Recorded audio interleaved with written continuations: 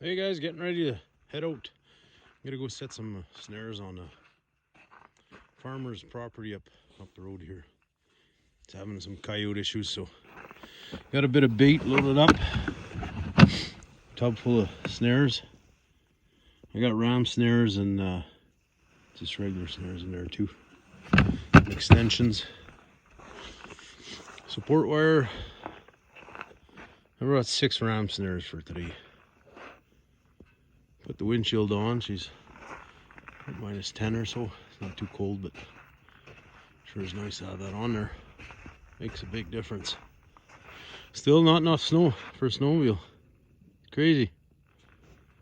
Crazy. Painful to have that new sled sitting in the shop. Oh well. Right on.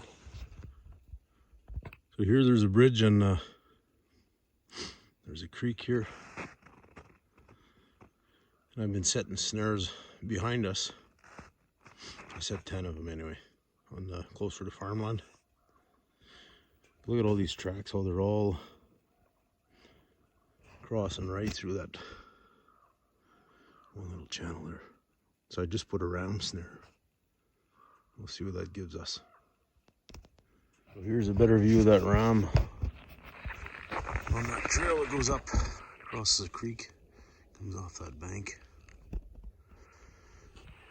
And I put that here just because there's not a whole lot of big stuff around to tie a snare off to. I could have, put 5 or 6 extensions and go way off to that tree over there. That's a long ways.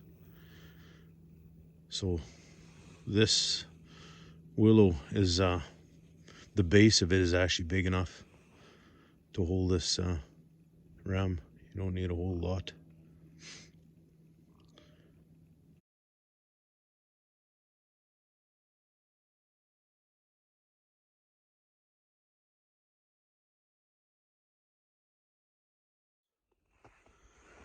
Got an opening here, kind of a crossroads. Little well shack there.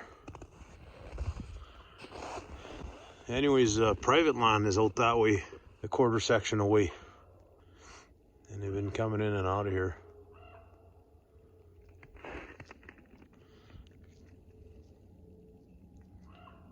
So yeah, when I set these here, I think I got a couple there, and just kind of pick and choose wherever you'd think they'd be going through.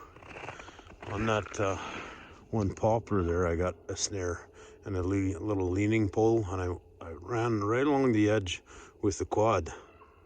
Made a nice straight track, and they'll follow that track. And I just put a snare and a pole across the top so the deer won't get in it.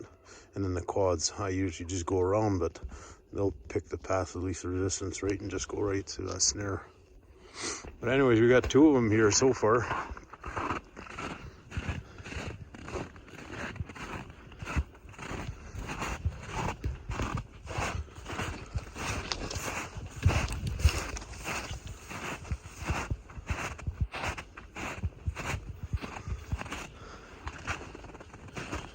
You see I got a snare right there.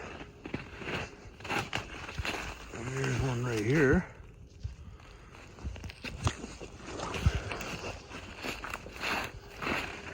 There's another one there. Brown. Jeez. You ever dark. Huh. I don't get too many brown ones like that. You see that that snare, I put a couple extensions and it was all the way in here. So here you can see my support wire on this trail. And I run that branch across, so when the deer come across, they'll just jump over. I'm using coyote snares here, so I got 265 breakaways, so the deer will break out, but still nice just to avoid catching them entirely. So yeah, this is kind of a little rotten tree. It just broke off right there. I don't want to tie them off to that, and that spruce there is a bit small. And that one's a bit too far away too, so I just choked it around that one, put an extension. I built a whole bunch of extensions ahead of time and put them in the snare box, and then when you need them. So yeah, he came through here, and the other one, the other one. Oh yeah, the other one was right on that spruce tree there. That's where the wire was. So went right through there and got caught. Right on. Cut these out and set them back up.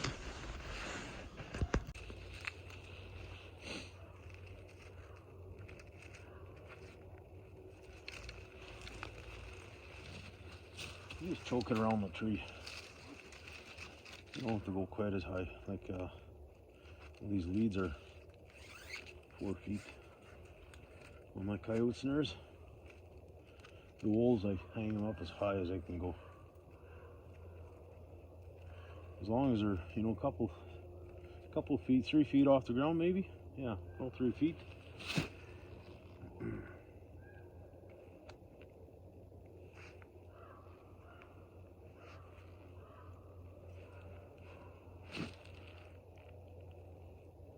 This number 9 wire for support wire is so much nicer to work with than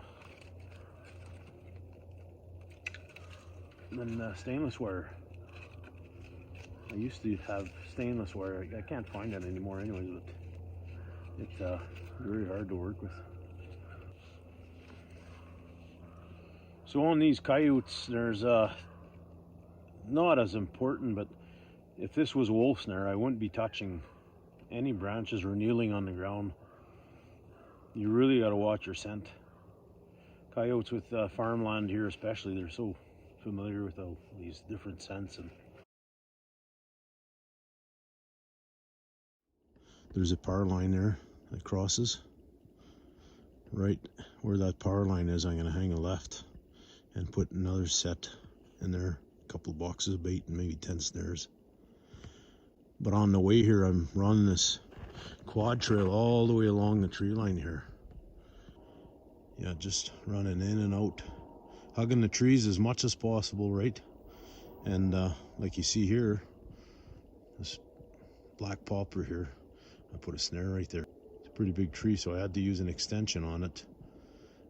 And that support wire, instead of cutting a long piece that goes all the way around and just wasting wire, that 9-gauge stuff, I just put a staple in the tree and cut a little piece of support wire and then hammered that staple right in so that it holds, because it doesn't need a whole lot, right? It's just a support wire.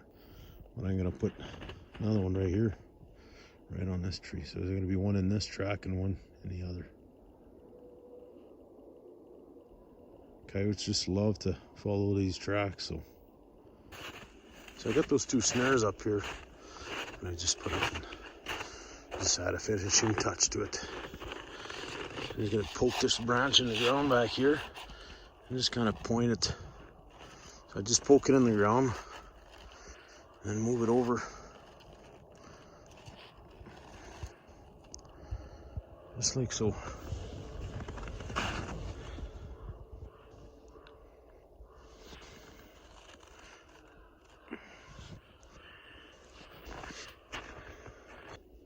Grab it on this end, poke it in the ground,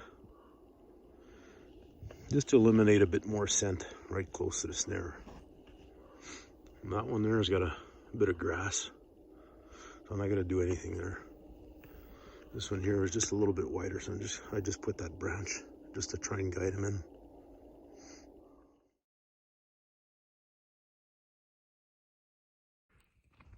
So here's one of the marten boxes.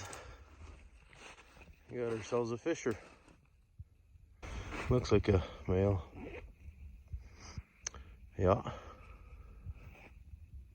Second one for the year. One more to go.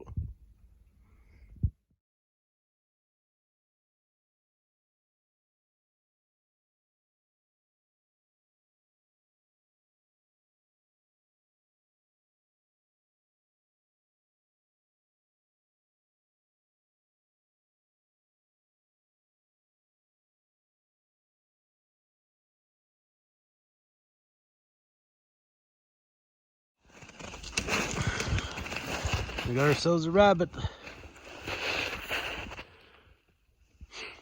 Got him that one snare that I'd set up there. Right along the trail. Quad's right there. Yeah. Right on. One bunny wabbit. Looks like he was coming from that way, going that way. Yeah, because the snare is wrapped around the tree that way. Yep. Frozen. Cool.